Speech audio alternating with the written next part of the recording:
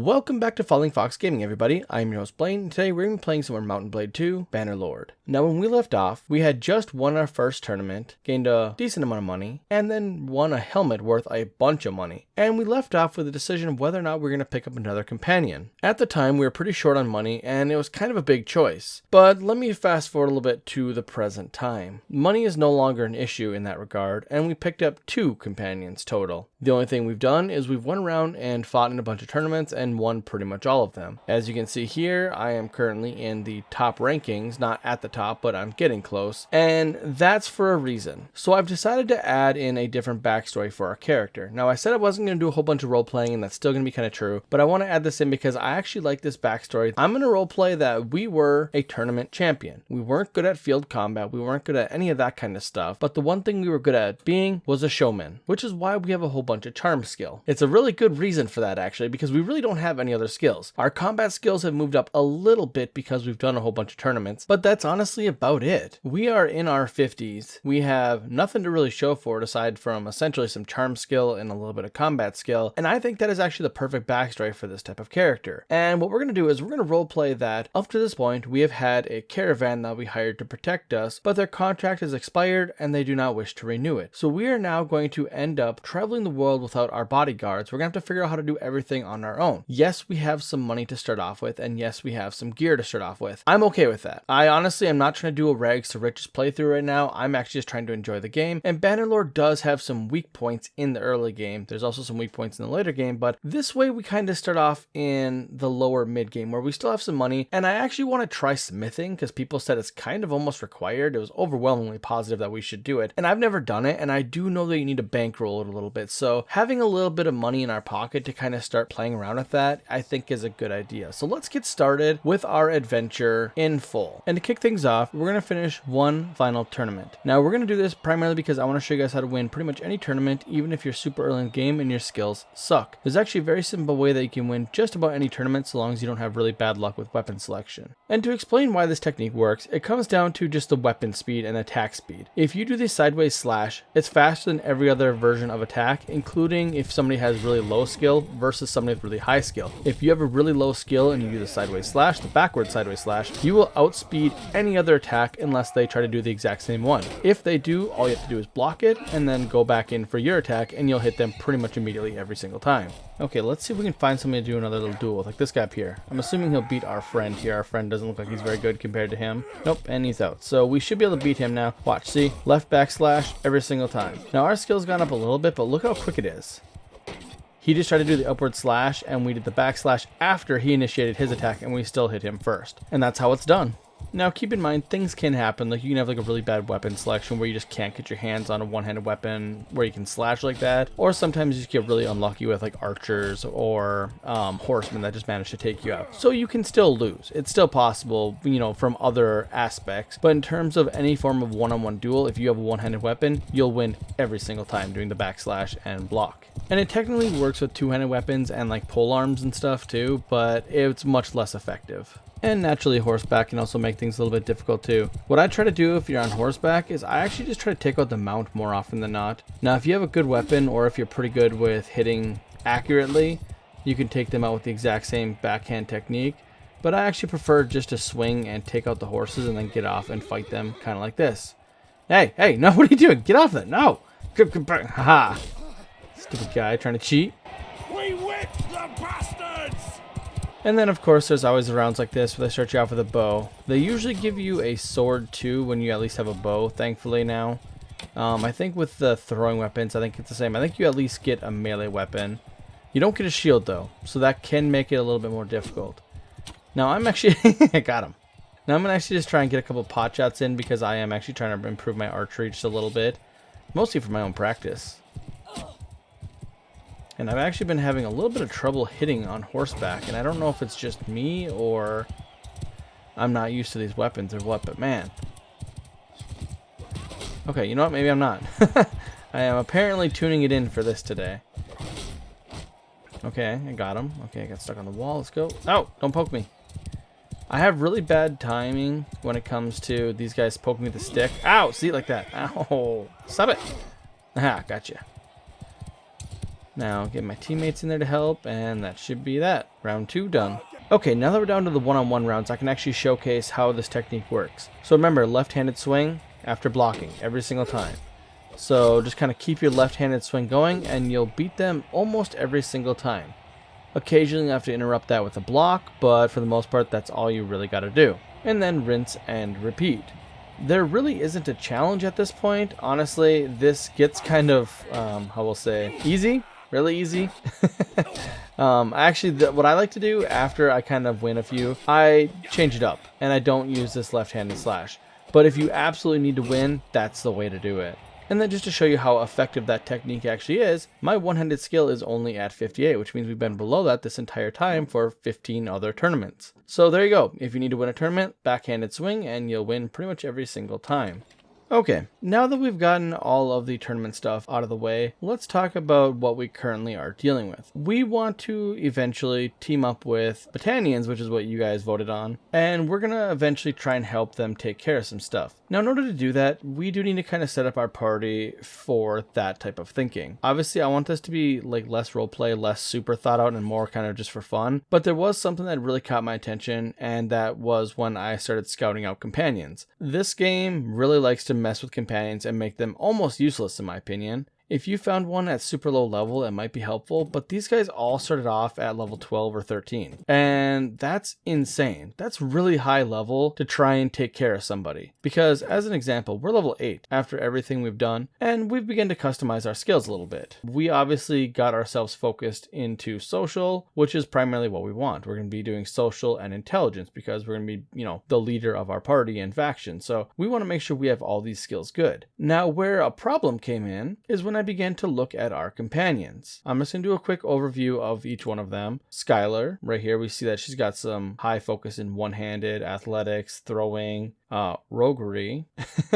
and then focus kind of all over the place. And then we have Soros, who has maxed out medicine, yet no focus points. Two focus points in steward, but no steward skill. 1 point in trade, but 43 in the skill. And then crossbow, one-handed, athletics. Focus points in things that he's not actually using. And then Nyla is kind of the same way, where we have focus points all over the place. The only exception is she's probably a little bit better because she does have her points in her focused skill. And then polearm, one-handed, athletics, but then bow and throwing, which is kind of redundant. Leadership, trade. And then Tyria, who is bow, really good. Athletics, good. But then focus point in polearm, two-handed, one-handed. Scouting, tactics, roguery, and engineering. This drives me nuts because I actually want to play with companions that actually have kind of, dedicated roles in the group. And I have no idea why they designed companions this way. If they were going to have their stats kind of all over like this, they might as well not even give us higher level companions. In Mount & Blade Warband, you usually got really low level companions and they had barely anything kind of assigned. And obviously it's a little bit different system, but the general thing is this is awful. Like they've already allocated so many of the points that are going to be useful that I personally want to change them. So what I'm going to do is I'm going to throw up a, kind of a question in the community tab on YouTube to see if you guys are okay with me rearranging their stats. And what I would do is I'm not going to mess with any of the numbers or the amount of focus points. What I want to do is I actually want to just kind of reallocate them into places where I think they make sense. And I'm not going to tell you guys what that is because I feel like that's just kind of going to get to a point where if it's going to feel min-maxy or there's going to be too much critique or hatred or whatever. So what I'm going to say is if you guys are okay with me actually modifying the companions, keeping them still, I will say fairish. Obviously, min-maxing them to the way we want them is still technically cheating, but I think it's perfectly fair to find a companion or have companions that aren't complete garbage. But that's just me. So let me know what you guys think down in the comments below. I'm also going to add a questionnaire on the community tab of YouTube. But the one thing that is cool is that I actually liked each one of their personalities. It was actually pretty cool. It's actually why I picked them out. I believe Skylar is an Azurai. Then we have Nyla, who is, I think, a Sturgeon. And Tyria is a Empire? That might be backwards. Or is Nyla a Battanian? I can't remember. I know there's a way to check, but I forgot how already. And then Soros is Vlandian, I think. So we have a mix of kind of everybody, and that was not on purpose. That's just who I ran into. And that's another one of those things where it's like I didn't really have too much of a choice in certain things. So yeah, not bad. I do like our general group layout. I've gotten them a little bit of gear just from the tournaments. I haven't really bought anything. It's all just prizes from the tournaments that everybody's kind of wearing. And I think everybody is on a horse, right? Not Soros. Soros is a little bit newer and we don't have him horse yet. And honestly, with this big old axe, I might just leave him off a horse and just let him run around. But now that I think about that, might be a terrible idea because he could just easily die. So we have companions, but we don't have any other party members. And then we have a bunch of kind of miscellaneous goods that we got. Again, we got the helmets that we've won. We won a lot of helmets. These are the helmets that were actually equipped on our party members. I just took them off so you can see their face because, you know, when I'm talking about them, I want you to see their face and not just see a random helmet. Yeah, gear-wise, they're not great, but they got some stuff, I suppose. So the next thing to think about is smithing. Now, as I said, I've never actually done it, and so this is all new to me. And I gotta say, I did kind of poke around a little bit just to kind of look to see how things are done. And I did a little test game of just kind of seeing how it works, just so that way I'm not stupid. Because I know how frustrating it can be for people to watch when somebody has no idea what they're doing. And if I remember correctly, basically as we smelt down stuff, we learn new recipes that allow us to craft new things. And then we refine things like hardwood into charcoal and iron into crude iron and all that stuff using charcoal. And there's basically kind of like a loop that you do to kind of keep going. Basically use wood to make charcoal, charcoal to do everything else. Something along those lines. I think I get it for the most part. I played around with it like a little bit enough to where I understand the basics, so I feel comfortable trying it. Now, what I did understand is that you need to kind of bankroll this. And it can be pretty seriously expensive if you're not careful. Okay, well, there's no wood here, so I guess we're not doing any smithing. So now in terms of the actual world around us, there's kind of a lot going on. Now, we're way over here. How do I reset this? Here we go.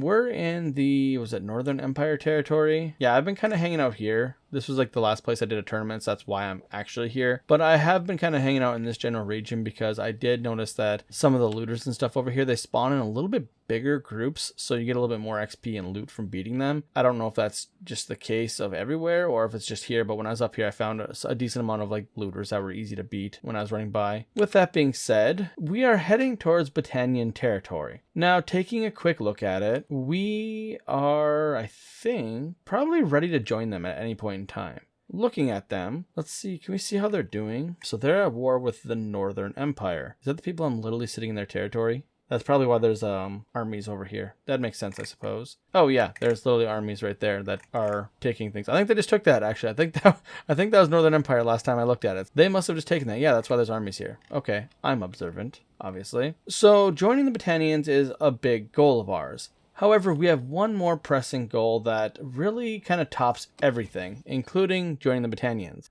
First of all, we also leveled up to Clan Tier 1. We're almost Clan Tier 2 just from doing all the tournaments and stuff, so that's actually pretty good. But we need to find ourselves a wife, because, how do we click on this? Yeah, so we are age 50. If we don't find a wife soon, there's a chance that we die, either from old age or just from getting killed on the battlefield. So we need to find ourselves a wife immediately. And here's what I did. So I was like, why not just go track down, a wife that is cool? And I did that. And then there was a problem. That problem was she was dead.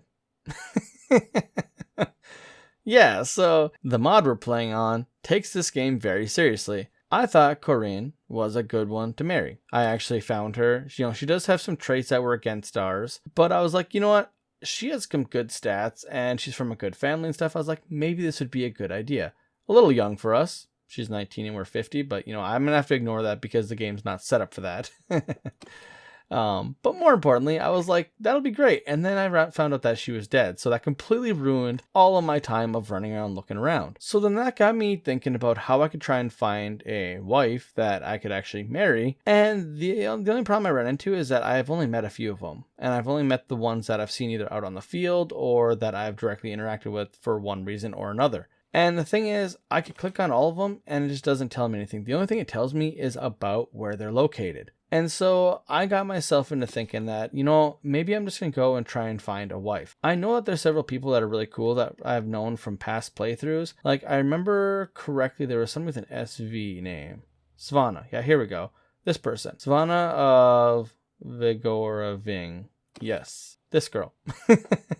The blurry one here. I do remember that I tried to marry her in a different game. And now I think, let's see if I could find it on the map here.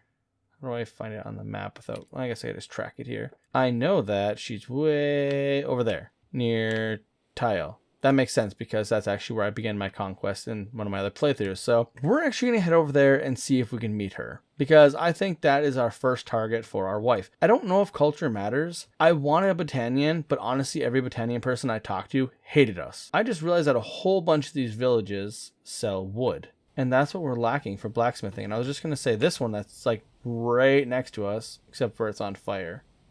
So we probably can't go to that one, right? Why am I going so slow? And I had a case of the dumbs, and I had just way too many mounts to actually do anything because I used to have a big party and now I do not. Okay, so apparently I was carrying around a whole bunch of goods too. So there's 15,000 gold worth of goods. Hold up. Actually, no, that's not true. We do want to buy a couple more horses. We ended up selling all of them technically. So let's go ahead and get a couple of them back. So that will keep us at speed 6.9. That's really fast. That's awesome, actually. And that gives us a little bit of breathing room in terms of our weight. So we'll get 15,000 dinars from all of that. I almost feel like we should buy something else in terms of like armor or something. Oh, speaking of armor, I need to put their helmets back on. Okay, after making a ridiculous profit off of that, which I was not expecting to do, let's go ahead and head up to... Oh yeah, I was going to check to see if we can actually go to this place. Now, I have no idea. Can we go? No, that's burnt out, right?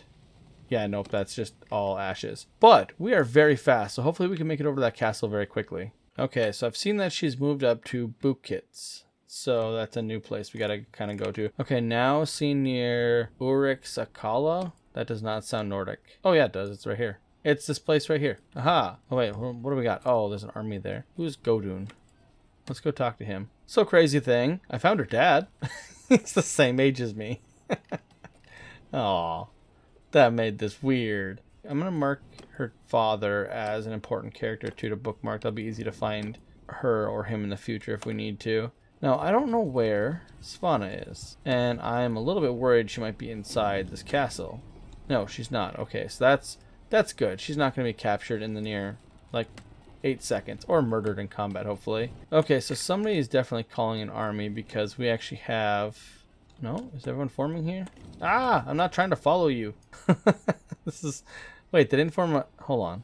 So they didn't form an army, but they're traveling around as a group. That's weird. Is that normal? I didn't know that was a thing. We have another army. So we have 2 armies attacking this. Okay. I need to get out of here. Oh, no. Oh, no. So she might have actually been captured. Okay, so Svana of the Sturgians has been taken prisoner by Gusukan of the Kuzates. Gosukan. Gosukan. I really hate this. Okay, anybody that knows about how these like lists are done when you like alt over people, is there a way to like scroll up or down on these lists? Because I can't see who's like in that party. Now, Gozukan, can I try and talk to somebody? Oh, I can right there. Look at that. Perfect. You don't know me. Is there any chance you'd let me talk to a prisoner? Oh, sweet. Well, that worked out well. All right. Hello, Svana. We are your future husband, hopefully. And let's see here. Can we talk to you about that? No, we have no option for that. So, can we at least look at your stat line? Yes, we can. And here we go. This is what I remember. Okay, so she has a pretty impressive stat line. Everything, Steward, Trade, Charm, all that stuff is all good. Now, nothing is extraordinary, but she is very good kind of across the board, and I think that is a very good first choice. Now, the problem is she's a prisoner, and I don't know how to actually get her free, or if I even can. I could try and jailbreak her if they put her in like a dungeon or something, I think, but I can't remember how all of that stuff works. Can we pay for her freedom? Can you do that in a trade maybe now? Let's try that. Let's see. Prisoner release. I can. For 2,000. Yes. That is an easy yes. Okay, so I'm okay with using a few thousand gold to free our future wife. Now, hopefully we can talk to her right away. What actually happens to her? Yeah, okay, I'm going to save you guys a long, drawn-out video and tell you what happened. So I paid for her release, and she disappeared for a couple of weeks. She was listed as a fugitive and was nowhere to be seen. So I did a little bit of traveling around to get some hardwood, and I did a little bit of smithing, and that's just about it. She's back now, so we can finally talk to her about this marriage. It's been a while. Hello. Yeah, I freed you. Doesn't even mention it. Okay. So, profess myself a most ardent admirer. Let's see. Yes, we are considering offers. These things are not rushed into. Let's see. I wish to offer my hand in marriage. Perhaps you and I. Is there What's the difference? What's that? I think you would need to rise considerably in the world before I could consider such a thing. We meet from time to time, as is custom, to see if we are right for each other. I hope to see you again soon. Alright, so I guess we'll just check back shortly. Alright, it's been about an hour, and then we came back to see if we can talk, and we could. So she wants to get to know each other, and it's some kind of minigame here. They say you've traveled quite widely. Tell me a bit about your journeys. Let's see. They all seem to have an okay chance of succeeding. I'm not really sure what the red and green things mean. Is like red mean we're not good enough, and green seems like it is, but the percentages is kind of misleading. So I'm not really sure. Let's just go with this one. I like this option down here the best. What can I say? It's a beautiful world, but filled with so much suffering. Hey, she liked that. Yes, you might be correct. Between your followers, your rivals, and your enemies, you must have met a lot of interesting people. I'm just honored to have fight alongside comrades who have thought nothing of shedding their blood to keep me alive. Yeah, I mean, that's a pretty solid one, especially to talk to like a Viking lady about that. I'm assuming she liked that. Yep, she does. Yay! 2 successes, only need 1 more. You may be of humble birth, but you seem like the type who will rise in this world. Suppose you have come to a position of power and responsibility. How would you use it? I hope I can bring peace to land. Let's see, no. I'll make sure those that stuck their neck out for me, who sweated and bled for me, get their due. I mean, that just seems like a good one in general. Let's see. I don't care about just... Yeah, we're gonna go with this. Yay! Whoa, 3 successes. Yes! Yes, you might be correct. It seems like we have a fair amount in common. Perhaps we can talk more when we meet again. Okay. So I just have to wait a little bit more again. All right, that's pretty good. I like where this is going so far. So now I imagine I'm going to have to wait a little while. So what I'm going to try and do is I'm going to try and wait without her taking off. Savannah, there's Savannah again. I'll try talking to her again because why not? She's right here. Hey, here we go. Perhaps we discuss our future together. Okay, these are much reduced chances. Okay. I insist my husband conduct himself according to the highest standards. Well, of course. I do what I can to alleviate the suffering in this world. I hope that's enough. I'm a man of my word. I hope that's sufficient. Or I'm loyal to those who are loyal to me. No, that sounds stupid. Charm and honor or charm and mercy. Let's do charm and honor. All right. Success there. I'm happy to hear that. Oh, those are low. Those are really low. I'll be honest. I have plans and I expect the person I marry to have the income to support them. What's income? I have some money. I wouldn't call that income though. I used to make money off tournaments. I have plans to rise in the world. I'm still only a little way up the ladder. I shall win either riches you deserve or die in the attempt. Yeah, that sounds awesome. Yes! Okay. I think we should try to win my family's approval. Okay. Let's see which one. I can either go for loyalty or virtues. I like... Here's the thing. So now if it's loyalty to your family, I'm not going to lie. Once we're wed, we're going to go to a different faction, so... Virtues? Oh, crap, I got it. I think I'd be honored to accept your proposal. Really? Going as head of the family needs your blessing, then use your financial arrangement. No way! Did this seriously work first try? That is so cool. Okay, hold on. Where's her father? Is he actually here still? He is. He is. Should we visit the Lord Hall? I feel like that's like a better way to do it. Yeah. Discuss terms of marrying Savannah. No way, is it really that easy? Very well then. Okay. I want to marry her. What do I have to pay?